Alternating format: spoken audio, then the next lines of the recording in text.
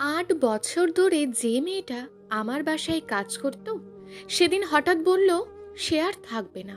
কিন্তু যাওয়ার আগে সে যা করলো সেটা আমার পুরো জীবনটাই উল্টে দিল।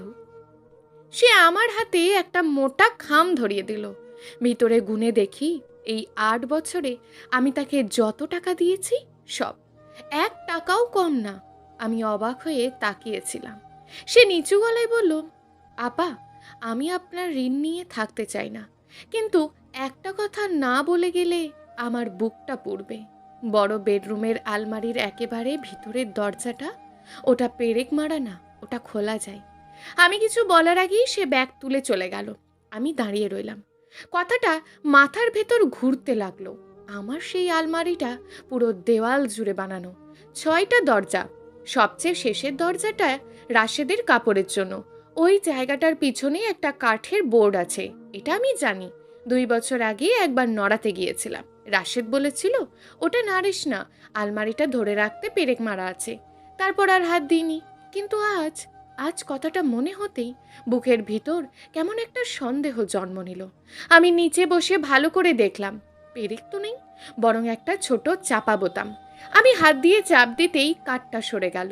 ভিতরে একটা কালো চামড়ার ব্যাগ। আমার হাত কাঁপছিল, তবুও খুললাম। প্রথমে একটা মোবাইল ফোন, পাসওয়ার্ড চাইলো। রাশেদের জন্মদিন দিলাম, ভুল। আমাদের বিয়ের তারিখ দিলাম, ভুল। হঠাৎ মনে পড়লো একদিন বলেছিল একটা তারিখ আছে খুব স্পেশাল, একদিন বুঝবি। আমি সেটা টাইপ করলাম। ফোন খুলে গেল। আমার বুকের ভিতর ধপ করে উঠল। আমি সরাসরি হোয়াটসঅ্যাপে ঢুকলাম। একটা মাত্র চ্যাট, ওপরে পিন করা, নাম লেখা প্রাণ। শেষ মেসেজ গত রাত 11টার। শোনো, আজ তোমার ছেলে প্রথম বাবা বলে ডেকেছে, তুমি আসবে না? সাথে 15 সেকেন্ডের ভিডিও একটা। আমি ভিডিওটা চালালাম। একটা 3 বছরের ছোট্ট ছেলে নীল জামা পরে হাসতে হাসতে বলছে, বাবা। ওটা আমার বাসা না। আমার চোখ ঝাপসা হয়ে গেল। আমাদের বিয়ে 8 বছর, আমাদের সন্তান হয়নি। ডাক্তার বলেছে আমি ঠিক আছি, কিন্তু রাশেদ কখনো পরীক্ষা করাতে রাজি হয়নি। আমি চ্যাট স্ক্রল করলাম।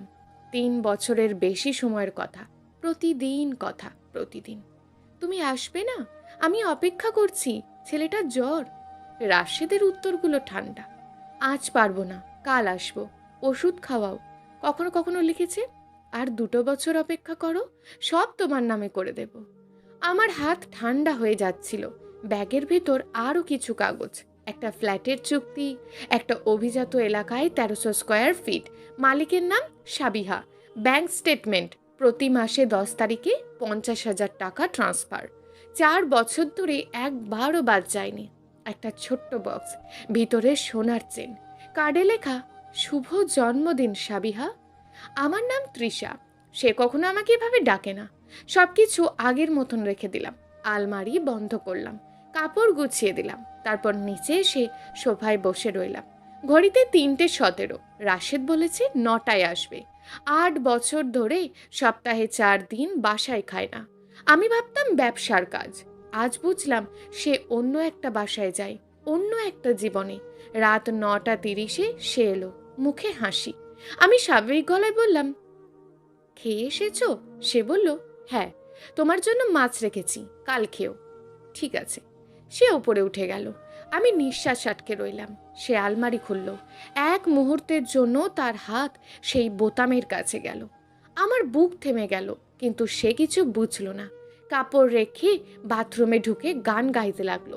আমি বহু বছর পর তাকে গান গাইতে শুনলাম। পরদিন সকালে সে তাড়াতাড়ি বের হয়ে গেল। আমি ফোন করলাম আমার পুরনো বান্ধবী নাদিয়াকে, সব বললাম। সে চুপ করে শুনে বলল, তুই কিছু বুঝতে দিবি না, আগে সব কিছু জেনে নে। দুপুরে সে আমাকে মেসেজ দিল। মেয়েটার নাম সাবিহা, বয়স 27। আগে তোমার স্বামীর রেস্টুরেন্টের ম্যানেজার ছিল, 6 মাস কাজ করে ছেড়ে দেয়। তারপর 3 মাসের মধ্যে ওই ফ্ল্যাটে গিয়ে ওঠে। গাড়ি টাকা সব রাশেদের।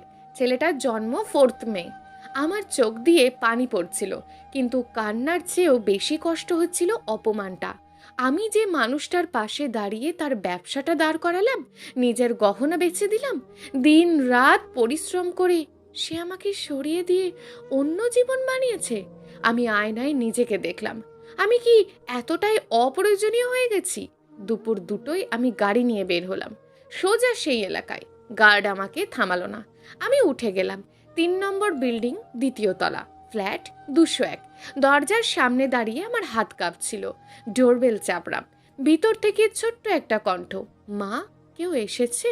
আমার বুকটা ভেঙে গেল। আমি দাঁড়িয়ে রইলাম। দরজাটা ধীরে ধীরে খুলছে। ভিতরে আমার স্বামীর আর একটা জীবন দাঁড়িয়ে আছে, আর আমি প্রথমবারের মতো নিজের জীবনে অতিথি হয়ে গেছি। দরজাটা ধীরে ধীরে খুলতেই সময় যেন থেমে গেল। একটা মেয়ে, মাঝারি গড়ন, ফ্যাকাশে মুখ, চোখে এক ধরনের ক্লান্তি আর সতর্কতা, দরজার ফাঁক দিয়ে তাকিয়ে আছে আমার দিকে। ওই সাবিহা। আমাদের চোখ দুটো এক মুহূর্তে আটকে গেল। আমি কিছু বলার আগে ভিতর থেকে ছোট্ট ছেলেটা দৌড়ে এসে সাবিহার পায়ের পাশে দাঁড়ালো। তার চোখে কৌতূহল, মুখে হাসি। মা, এটা কে? আমার বুকের ভিতরটা হু হু করে উঠল। সাবিহা ছেলেটার মাথায় হাত রেখে বলল, ভিতরে যাও আয়ান, আমি আসছি। ছেলেটা একটু তাকিয়ে থেকে ভিতরে চলে গেল। দরজার সামনে নীরবতা। আমি ঠোঁট ভিজিয়ে বললাম, আমি তৃষা। 1 সেকেন্ড, 2 সেকেন্ড, তারপর যেন সব কিছু বুঝে গেল সে। তার মুখের রং বদলে গেল, কিন্তু সে দরজা বন্ধ করলো না, বরং একটু সরে দাঁড়িয়ে বলল, ভিতরে আসুন। আমি অবাক হলাম। আমি ভেবেছিলাম চিৎকার হবে, অস্বীকার হবে, দরজা বন্ধ করে দেবে, কিন্তু কিছুই হলো না। আমি ভিতরে ঢুকলাম। ফ্ল্যাটটা সাজানো খুব যত্ন নিয়ে। দেওয়ালে ছবি, সোফার পাশে খেলনা ছড়িয়েছে, একটা কোণায় ছোট্ট টেবিল যেখানে রং পেন্সিল আর আঁকার খাতা। একটা ঘর, একটা বাসা যেখানে সে থাকে আমার স্বামীর সাথে। আমার চোখ নিজে থেকেই ঘুরে ঘুরে সব কিছু দেখছিল। হঠাৎ একটা ছবি চোখে পড়ল, রাশেদ, সাবিহা, আর মাঝখানে সেই ছোট্ট ছেলেটা। 3জনের হাসি, একটা সম্পূর্ণ পরিবারের মতো। আমি দৃষ্টি সরিয়ে নিলাম। সাবিহা পানি এনে সামনে রাখলো। তার হাত কাঁপছিল আমার মতোই। আমি গ্লাসটা ধরলাম, কিন্তু খেলাম না। কিছুক্ষণ চুপ থেকে আমি বললাম, কতদিন? সে মাথা নিচু করে বলল, 4 বছর। আমার বুকের ভিতরটা যেন কেউ মুঠো করে চেপে ধরল। তুমি জানো সে বিবাহিত? সে একটু থেমে মাথা নেড়ে বলল, হ্যাঁ, প্রথম থেকেই জানতাম। আমি হেসে ফেললাম, একটা ফাঁকা তিক্ত হাসি। তাহলে? সে এবার আমার চোখের দিকে তাকালো। তার চোখে ভয় ছিল, কিন্তু তার থেকেও বেশি ছিল একটা অদ্ভুত দৃঢ়তা। আমি প্রথমে জানতাম না আমি প্রেগনেন্ট হব। যখন জানলাম, সে বলেছিল সব ঠিক করে দেবে, আপনাকে ছেড়ে দেবে, আমাকে বিয়ে করবে। আমার শ্বাস ভারী হয়ে উঠেছিল, কিন্তু করেনি। সে ধীরে মাথা নাড়ল। প্রথমে বলল সময় লাগবে, তারপর বলল ব্যবসা ঠিক করতে হবে, তারপর বলল আপনি অসুস্থ, আপনাকে একা রাখা যাবে না। আমার মাথা ঘুরে উঠল। আমি ফিসফিস করে বললাম, আমি অসুস্থ? সাবিহা চোখ নামিয়ে ফেলল। সে সেটাই বলেছে। আমি আর ধরে রাখতে পারলাম না। আমার হাসি আর কান্না একসাথে বেরিয়ে এলো। সে আমাকে কখনো ডাক্তার দেখাতে নিয়ে যায়নি, কখনো নিজে টেস্ট করায়নি, আর বাইরে বলে আমি অসুস্থ। ঘরের বাতাস ভারী হয়ে উঠল। ভিতর থেকে আয়ানের হাসির শব্দ আসছিল। ও কিছুই জানে না। আমি ধীরে বললাম, ছেলেটার নাম আয়ান? সাবিহা মাথা নাড়ল। সে কি জানে তার বাবা কে? সাবিহা এবার কিছু বলল না। এই নীরবতাটাই উত্তর। আমি উঠে দাঁড়ালাম। আমার মনে হচ্ছিল আমি আর এক মুহূর্ত এখানে থাকলে ভেঙে পড়ব। দরজার দিকে হাঁটতে হাঁটতে হঠাৎ থেমে গেলাম, পিছনে ফিরে তাকালাম। তুমি কি সুখী? প্রশ্নটা বের হয়ে গেল নিজের অজান্তে। সাবিহা চুপ করে রইল, তারপর ধীরে বলল, আমি শান্তিতে থাকতে চাই, কিন্তু প্রতিদিন ভয় নিয়ে ঘুমাই। আমি মাথা নেড়ে দরজা খুলে বের হয়ে এলাম। লিফটে নামতে নামতে আমার মাথায় একটা কথাই ঘুরছিল, আমরা দুজনেই প্রতারিত, দুজনেই অপেক্ষা করেছি একজন মানুষের জন্য যে কখনোই আমাদের কারোর ছিল না। গাড়িতে বসে আমি আয়নায় নিজের মুখ দেখলাম। আজ প্রথমবার আমি নিজেকে নতুনভাবে দেখলাম, একটা ভাঙা মানুষ হিসাবে না, বরং এমন একজন মানুষ হিসাবে যার সামনে এখন একটাই সিদ্ধান্ত। আমি ফোন বের করলাম। রাশেদের নাম স্ক্রিনে ভেসে উঠল। কল করলাম না, বরং একটা মেসেজ টাইপ করলাম, আজ রাতে একটু আগে বাসায় আসো, তোমার সাথে আমার কিছু গুরুত্বপূর্ণ কথা আছে। সেন্ড চাপার পর আমি চোখ বন্ধ করলাম। আজ আর কান্না এলো না, কারণ আমি বুঝে গেছি এই গল্পটা শুধু বিশ্বাসঘাতকতার না, এটা আমার নিজের জীবনে আবার ফিরে আসার শুরু। রাতটা অনেক লম্বা হবে, আর এইবার আমি আর চুপ করে থাকবো না। রাতটা সত্যিই লম্বা ছিল। ঘড়ির কাঁটা যেন ইচ্ছে করেই ধীরে চলছিল। প্রতিটা মিনিট আমার ভিতরের একটা করে স্তর খুলে দিচ্ছিল কষ্ট, অপমান, রাগ, আর তার ভিতর থেকে ধীরে ধীরে বের হচ্ছিল এক ধরনের অদ্ভুত স্থিরতা। আমি আর আগের তৃষা নেই, এটা আমি পরিষ্কার করে বুঝতে পারছিলাম। রাশেদ সেদিন অস্বাভাবিকভাবে রাত 8টার আগেই বাসায় ফিরে এলো। দরজা খুলে ভিতরে ঢুকেই বলল, আজ এত তাড়াতাড়ি ডাকলে কেন? আমি ডাইনিং টেবিলের পাশে দাঁড়িয়েছিলাম, সব কিছু গোছানো, পরিষ্কার, যেন ঝড়ের আগের নিস্তব্ধতা। আমি চেয়ারে বসে তাকে ইশারা করলাম, বসো, কথা আছে। সে একটু অবাক হলো, কিন্তু কিছু না বলে বসে পড়ল। আমি সরাসরি তার চোখের দিকে তাকালাম। তোমার আর একটা বাসা আছে? 1 সেকেন্ডে তার মুখের রং উধাও হয়ে গেল। কি বলছো এসব? সে স্বাভাবিকভাবে থাকার চেষ্টা করলো। আমি টেবিলের ওপর ফোনটা রাখলাম। সেই কালো ফোন, পাসওয়ার্ডটা এখনো সেই স্পেশাল তারিখটাই আছে। তার হাত কেঁপে উঠল। ঘরের ভিতরের নীরবতা নেমে এলো, ভারী, চাপা, দম বন্ধ করা। আমি ধীরে বললাম, 4 বছর ধরে তুমি দুটো জীবন চালাচ্ছ, একটা আমার সাথে, আর একটা সাবিহা আর তোমার ছেলের সাথে। সে হঠাৎ উঠে দাঁড়ালো। শোনো, আমি ব্যাখ্যা করতে পারি। না, আমি থামিয়ে দিলাম। আমার কণ্ঠ এবার দৃঢ়। আজ আমি শুনতে আসিনি, আজ আমি বলতে এসেছি। সে থেমে গেল। আমি একে একে সব বললাম, ফোন, চ্যাট, ফ্ল্যাট, টাকা, এমনকি আজকের দেখা। তার চোখে তখন ভয়, অপরাধবোধ আর একটা অদ্ভুত ক্লান্তি। সব শুনে সে চুপ করে বসে রইল। কিছুক্ষণ পরে খুব নিচু গলায় বলল, আমি কাউকে হারাতে চাইনি। আমি হেসে ফেললাম। তুমি কাউকে হারাতে চাওনি, তাই দুজনকেই হারালে। সে মাথা নিচু করে ফেলল। আমি ভেবেছিলাম সময় নিয়ে সব ঠিক করে দেব। সময়? আমি এবার একটু ঝুঁকে বললাম, সময়টা কার জন্য? আমার, যে 8 বছর ধরে অপেক্ষা করেছে, নাকি সেই মেয়েটার জন্য যে 4 বছর ধরে প্রতিদিন তোমার আসার অপেক্ষা করেছে? সে কোনো উত্তর দিতে পারল না। আমি গভীর নিঃশ্বাস নিলাম। তুমি জানো, আজ আমি সাবিহার সাথে দেখা করেছি। সে চমকে তাকালো। তুমি গিয়েছিলে? হ্যাঁ। আমি একটু থামলাম। সে আমাকে সব বলেছে। আর একটা কথা জানো, সে তোমার বিরুদ্ধে একটা কথাও বলেনি। সে শুধু বলেছে সে শান্তিতে থাকতে চায়। রাশেদ চোখ বন্ধ করলো। আমি ক্লান্ত তৃষা। আমি ধীরে বললাম, আমরা সবাই ক্লান্ত রাশেদ, কিন্তু কেউ প্রতারণা করে না ক্লান্তির কারণে। সেটা একটা সিদ্ধান্ত। ঘরের বাতাস ভারী হয়ে উঠেছিল, কিন্তু আমার ভিতরটা অদ্ভুতভাবে হালকা লাগছিল। আমি উঠে দাঁড়ালাম। আমি তোমাকে একটা সুযোগ দিচ্ছি সত্যিকারের সিদ্ধান্ত নেওয়ার। সে তাকালো।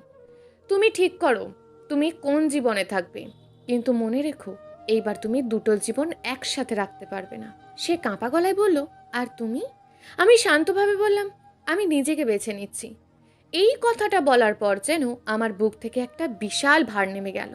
আমি এগিয়ে গিয়ে আলমারির চাবিটা টেবিলে রাখলাম। এই বাড়িটা আমরা একসাথে গড়েছিলাম, কিন্তু আমি এখানে বন্দি হয়ে থাকতে চাই না। সে হঠাৎ বলল, তুমি কি আমাকে ছেড়ে চলে যাবে? আমি তার দিকে তাকালাম। অনেক বছর পর প্রথমবার। সত্যি করে, আমি তোমাকে ছেড়ে যাচ্ছি না রাশেদ। তুমি অনেক আগেই চলে গেছো, আমি শুধু সেটা মেনে নিচ্ছি। তার চোখ ভিজে উঠল। কিন্তু আমি এবার থামলাম না। কাল আমি আইনজীবীর সাথে কথা বলবো রাশেদ। আমরা সম্মানের সাথে আলাদা থাকবো, কোনো নাটক না, কোনো প্রতিশোধ না।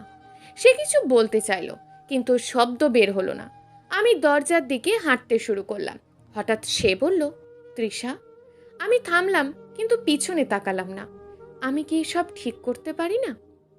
আমি কয়েক সেকেন্ড চুপ রইলাম, তারপর ধীরে বললাম, সব ঠিক করা যায় রাশেদ, কিন্তু সব কিছু আর আগের মতন করা যায় না। আমি বেরিয়ে এলাম। কয়েক মাস পর আমি নতুন একটা বাসায় উঠেছি। ছোট, কিন্তু নিজের মতন। জানালার পাশে একটা টেবিল, যেখানে বসে আমি আবার কাজ শুরু করেছি নিজের জন্য।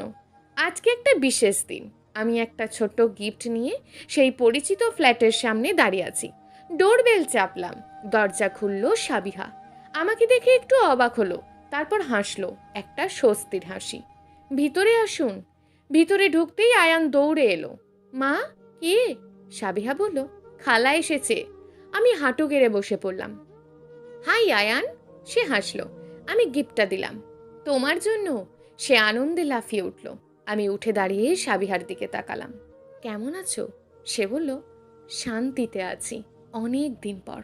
আমি মাথা নেড়ে হাসলাম। আমরা দুজনেই জানি এই শান্তিটা সহজে আসেনি। দরজা দিয়ে বের হয়ে আস্তে আস্তে আমি আকাশের দিকে তাকালাম। জীবন ভেঙে গিয়েছিল, কিন্তু শেষ হয়ে যায়নি, বরং সেখান থেকেই শুরু হয়েছিল নতুন একটা অধ্যায়। এবার আর কারোর ছায়া হয়ে না, নিজের আলো হয়ে বাঁচার। সমাপ্ত। গল্প ভাঙা বাসা। লেখক গল্পঘর। প্রিয় দর্শক বন্ধুরা, এই গল্পটি চলমান এবং এখনও বেশ কয়েকটি পর্ব দেওয়া হবে। পরবর্তী পর্বগুলো নিয়মিত পেতে আমাদের চ্যানেলটিকে অবশ্যই সাবস্ক্রাইব করে রাখবেন। দেখা হবে পরবর্তী ভিডিওতে। ততক্ষণ ভালো থাকুন, সুস্থ থাকুন এবং নিজের পরিবারের খেয়াল রাখুন। ধন্যবাদ।